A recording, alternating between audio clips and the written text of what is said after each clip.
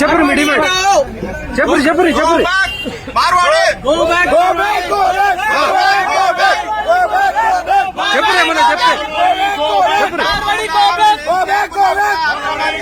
మార్వాడి వాళ్ళందరూ కలిసి మమ్మల్ని అక్రమంగా ఇక్కడ అరెస్టులు చేపిస్తున్నారు. ఇది చాలా ఖండిస్తున్నాము. ఇది చాలా తప్పు. దయచేసి అందరూ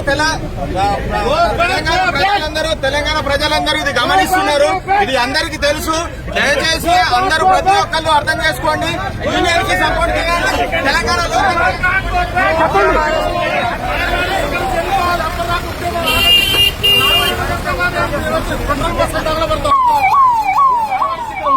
నల్లగొండలు ఉండనే ఉండద్దు.